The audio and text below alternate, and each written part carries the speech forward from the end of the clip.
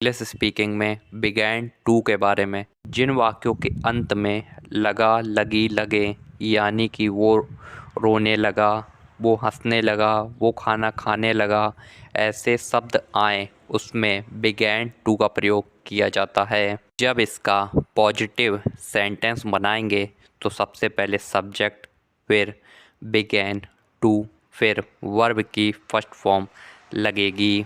और जब इसका नेगेटिव सेंटेंस बनाएंगे तो सब्जेक्ट, फिर डिड नॉट, फिर बिगिन टू, फिर वर्ब की फर्स्ट फॉर्म लगेगी।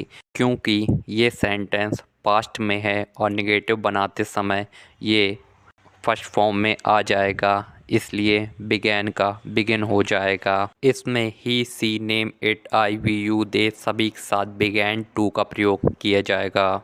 एग्जाम्पल समझते हैं। वह खेलने लगा, लास्ट में लगा आ गया तो बिगैन टू का प्रयोग किया जाएगा और सेंटेंस पॉजिटिव है तो बनाएंगे ही बिगैन टू प्ले, वर्ब की फर्स्ट फॉर्म प्ले की प्ले ही रहेगी, ही बिगैन टू प्ले। अगर इसी में इसका नेगेटिव बनाना हो तो कहेंगे he did not begin to play, वह खेलने नहीं लगा, he did not begin to play. Next example है, कुत्ता भौंकने लगा, लास्ट में लगा आ गया तो कहेंगे बिगैन टू, तो बनेगा the dog began to bark. अगर इसी में इसका नेगेटिव बनाना हो तो कहेंगे the dog did not begin to bark. Used to, जिन वाक्यों के अंत में करता था, करती थी, करते थे आए वहाँ यूज्ड टू का प्रयोग किया जाता है।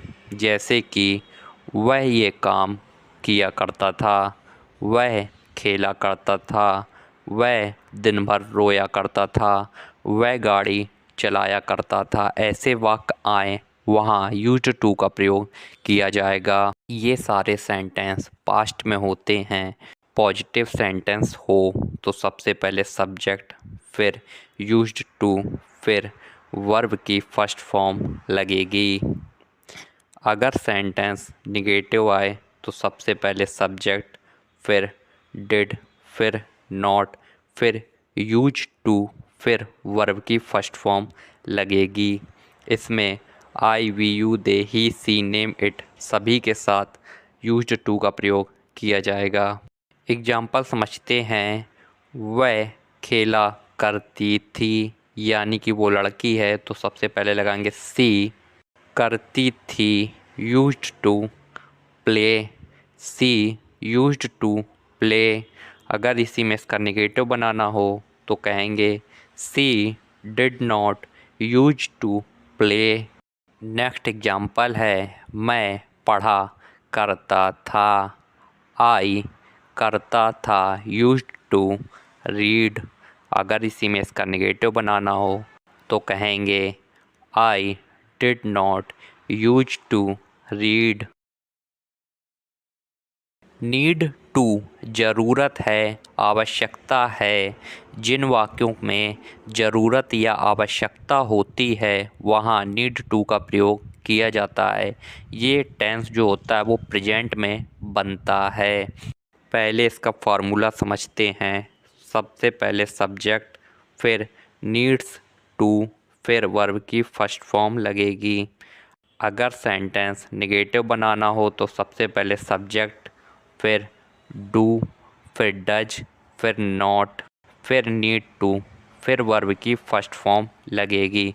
डू डज आपको पता है, आई, वी, यू, दे के साथ do, he, she, name, it के साथ डज का प्रयोग किया जाता है। एग्जाम्पल समझते हैं। मुझे पढ़ने की ज़रूरत है, आई नीड टू रीड। आई फिर आ गया नीड, इसलिए लगा क्योंकि प्रेजेंट डेफिनेट में आई, वी, यू, दे के साथ एस या एस नहीं लगता है तो बनेगा आई नीड टू रीड। अगर इसमें इसी जगह तुम होता तो इसमें लगता नीड। अगर इसमें सी होता या ही होता फिर नीड्स का प्रयोग किया जाता। और नेगेटिव सेंटेंस में बनेगा I do not need to read, मुझे पढ़ने की ज़रूरत नहीं है, I do not need to read. Next example है सीता को पढ़ने की ज़रूरत है, तो बनेगा सीता नीड्स टू रीड, क्योंकि इसमें नीड्स का इस्तेमाल इसलिए किया गया कि वो लड़की है, सी है यानी कि नेम में सीता आ रहा है तो नीड्स का प्रयोग किया जाएगा। Sita needs to read. अगर इसमें इसका नेगेटिव बनाना हो तो बनाएंगे Sita does not need to read. Needed to ज़रूरत थी, आवश्यकता थी। जिन वाक्यों में ज़रूरत थी या आवश्यकता थी का प्रयोग किया जाए वहाँ नीडेड टू का प्रयोग किया जाएगा। इसमें अगर सेंटेंस पॉजिटिव हो तो सबसे पहले सब्जेक्ट, फिर नीडेड टू, फिर वर्ब की फर्स्ट फॉर्म लगेगी। अगर सेंटेंस निगेटिव हो तो सबसे पहले सब्जेक्ट, फिर डिड नॉट, फिर नीड टू, फिर वर्ब की फर्स्ट फॉर्म लगेगी। इसमें I, we, you, they, he, she, name, it सभी के साथ नीडेड टू का प्रयोग किया जाएगा। एग्जाम्पल समझते हैं। मुझे खेलने की ज़रूरत थी, यानी कि आई नीडेड टू प्ले। अगर इसमें नेगेटिव सेंटेंस होगा तो बनेगा I did not need to play. आज हमने आपको बताया began to, need to, used to, needed to के बारे में।